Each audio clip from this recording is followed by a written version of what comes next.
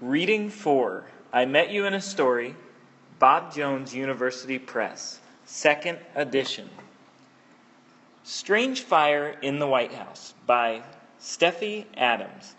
Illustrated by Stephanie True and Preston Gravely, Jr. Benjamin Harrison was elected President of the United States in 1889.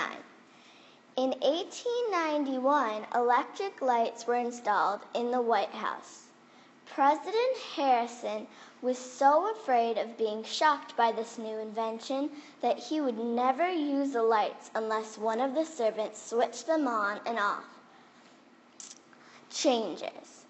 11-year-old Ebenezer Tate lowered himself into the cane-backed wheelchair as the carriage creaked away down the gravel path. He felt odd as he sat looking at the front of the huge house. It was hard to believe that he would be living in the White House for the next few weeks. Mr. Tate smoothed the scratchy wool lap robe around Eben's legs. "Now don't be nervous, dear," she said, ringing the doorbell. "Just because the Harrisons are in the White House now doesn't mean they aren't our friends anymore." The bell was still ringing when the door opened. "Yes, Mama, may I help you?" asked the doorkeeper. "I am Miss Tate, and this is my son, Ebenezer." "Please come in," the doorkeeper said, opening the door wider. "The President and Miss Harrison are expecting you." Miss Tate rolled Eben through the doorway while the doorkeeper rang for the other servants. "What lovely stained glass," said Miss Tate. "Don't you think so, Eben?" "I guess." The doorkeeper glanced at the sparkling, colorful panels and covered the far end of the vestibule. Mr. Tiffany built that for President Arthur to separate the public and the private quarters.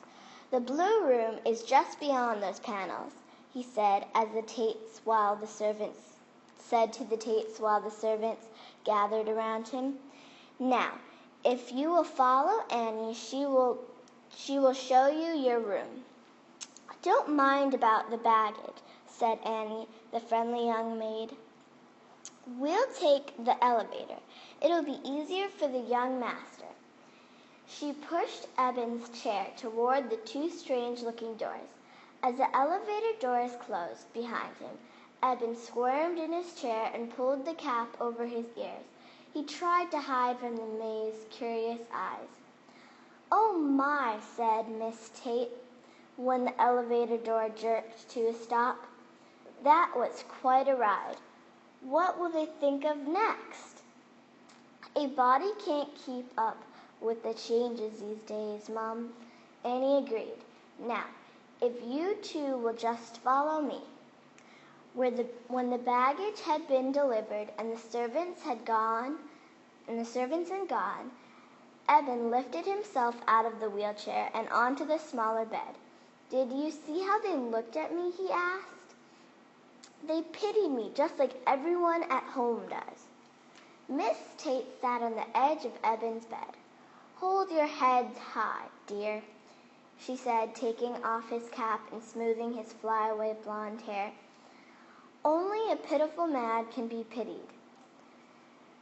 There was a knock on the door. Before Eben could blink, Miss Harrison was smothering him in his plump arms. "Oh, poor boy," he said. I was so sorry to hear about your accident. It seems like just yesterday that you were running to the market for me back in Indianapolis. We were quite a disarray around here with all the repairs going on, but you are comfortable in this room, aren't you?" "Yes, Mama. I've instructed the servants to take care of you, of your every need. She said, the doctors here are very good. While this mother and Miss Harrison talked about their friends back home in Indianapolis, the redecorating of the White House, Eben turned his face Eben turned his face toward the wall and closed his eyes.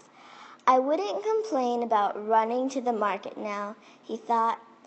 When the two ladies finally left the room, Eben pulled a dog-eared copy of the Treasure Island from his coat pocket and began reading as the shadows lengthened. His eyes began to close in spite of himself. Eben opened his eyes and suddenly, why is it so dark? He wondered. His heart pounded against his chest like a blacksmith's hammer on an anvil. He tried to calm himself. A small hand touched his shoulder. Who's there? He shouted into the shadows. Me and Ike turned on the lights. Me and Ike turned on the lights. A small voice answered. Who are you? Go away, said Eben. The door opened wider, and the beam of light fell across the small bed. A tall man stood framed in the doorway. Benji McKee, you mustn't disturb the guests, said the man to the president's 4-year-old grandson. Mr. Tate, I'm Aaron Hoover, better known as Ike, the White House electrician. Would you like electric lights this evening? Electric lights? Asked Eben, propping himself against the feather pillows.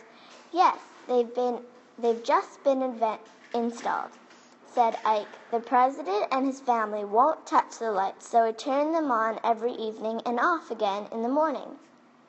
Are they afraid of lights? Most people are afraid of new things, especially things they don't understand, said Ike.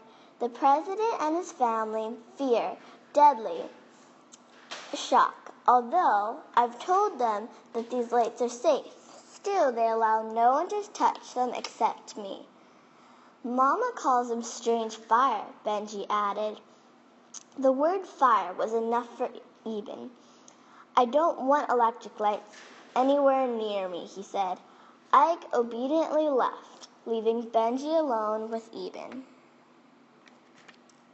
Before long, bright white gaslight filled the room.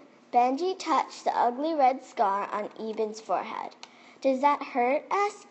He asked. Eben shrugged away from Benji's touch. Not anymore. I got one too, said Benji, pointing to a small scar on his left knee. I fell out of my goat cart. Then tugging Eben's sleeve, he added, Let's play with my soldiers. Eben decided he liked Benji. Where are they? He asked. In the nursery down the hall, said Benji. Challenges. Benji prattled on as Eben slowly wheeled himself along. Suddenly, Eben asked, Are you the one they call Baby McKee? Benji nodded shyly. Some people do, he said. Eben nodded. I remember reading about you in the newspapers, he said. It seems that almost every day the newspapers were printing about another story about pranks of Baby McKee. All through the rest of that evening, Eben felt happier than he had been in a long time. Playing with Benji was almost like having a little brother of his own. The next morning, as he laid his breakfast tray on the table, Eben's spirits were as bright as the morning sun. He could hardly wait to see Benji again. Benji, let's go outside, said Eben as he wheeled himself into the nursery. Benji? He's downstairs, said Ike from the hall. The Harrison family always has Bible reading and prayers after breakfast. Your ma is with them, I believe. Oh, said Eben, suddenly turning the wheelchair around. Push me back into my room. Why should I? Asked Ike. You've got 2 strong arms, haven't you? Anyway, you shouldn't stay close up in that room all day. Come with me while I turn off the electric lights. I will give you a personal tour of the White House. A faint spark of excitement flickered in Eben's brown eyes. Will you show me the president's office? He asked. We'll take a peek in there, said Ike as he strode down the hall toward the east wing. Wait, said Eben. You forgot me. You're right behind me, aren't you? Suddenly, Eben began to push himself after Ike. Ike showed him the room after room, so grand and glorious that Eben soon forgot that he was pushing his own chair along by himself. Ike showed him the marvelous electric light switches and then went off and with only a flick of a finger. Finally, Eben rolled to a stop just outside the second-floor library. Did you enjoy the tour? Asked Ike as he snapped off the hall lights. Benji has a grand home, Eben sighed. I love living here, except for that strange fire. How can you touch it? I've been trained, said Ike. Yes, but before that, weren't you afraid? Eben insisted. Ike sat down carefully on a plush velvet chair. Thinking back, I guess I was a little fearful at first, but I said to myself, Ivan, get on with this. Don't let fear keep you from learning something new, especially in line of duty. I had to try to learn. Even if I failed, I had to try. But what if you had failed? Why, I've never tried. Why, if I've never tried, that would have been a failure itself, said Ike, not trying is worse than failing. Eben stared at the rug. I couldn't touch that electric switch even if I tried, he said. Before he knew it, he was telling Ike about the fire that he destroyed his home and left him scared and crippled. When I woke up, well, it was almost like being in hell that Pa preaches about, said Eben. If I hadn't jumped out of my bedroom window, I would have been burned up with the house. So you see why I'm afraid of fire.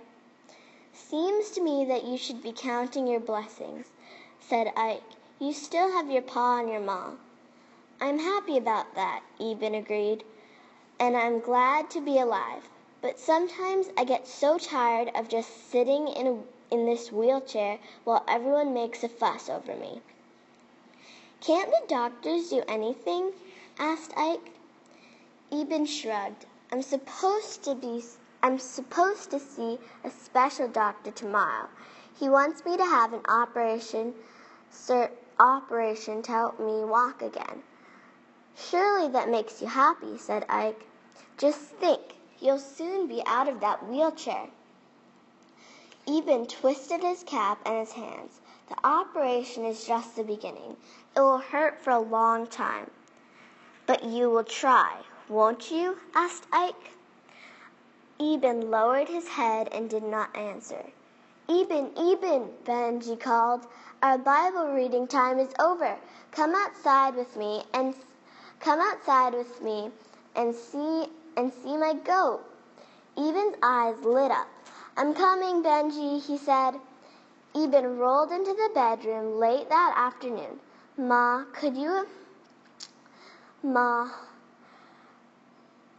you should have been with us. I got to see the goat and the acres of flowers in the greenhouse. I even saw a fly-catching plant. That's wonderful, dear, Miss Tate said. President and Miss Harrison were talking to me about a formal dinner, and we won't be back until late. Leaning over, she kissed Eben. You have a big day tomorrow, so be in bed by 8 o'clock. Yes, Mama, said Eben promised, wondering how he would stay awake through supper.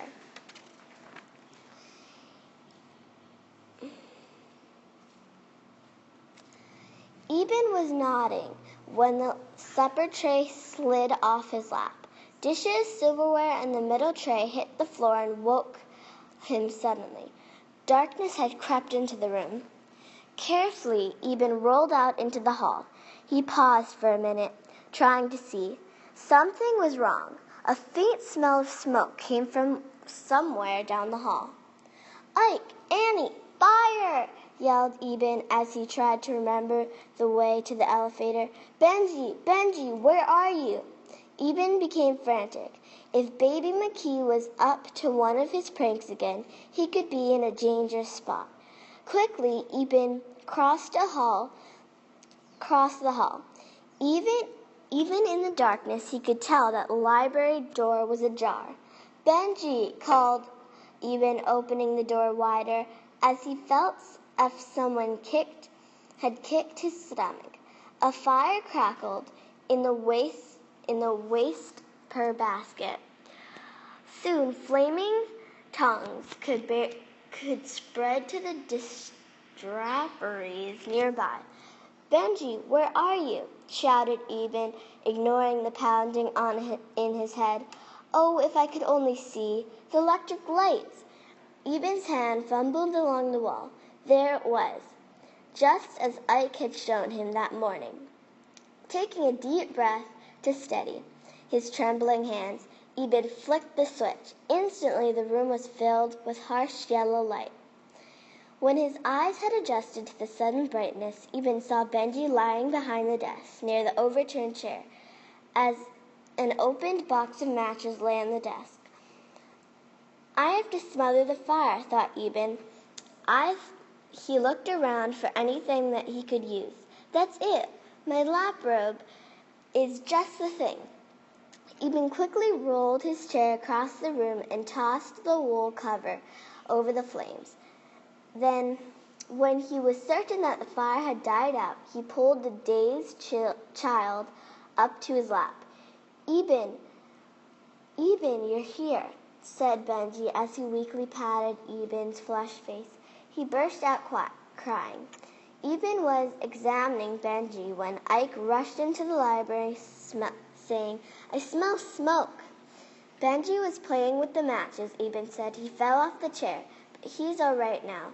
Then Ike noticed the lights. He relaxed it a bit and rubbed his chin.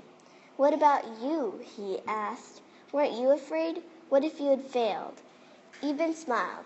I guess you're answering that question this morning. And what about tomorrow when you see the doctor? Asked Ike. I can only try, said Eben. It might hurt to try to walk, but if I do my best, I won't be a failure.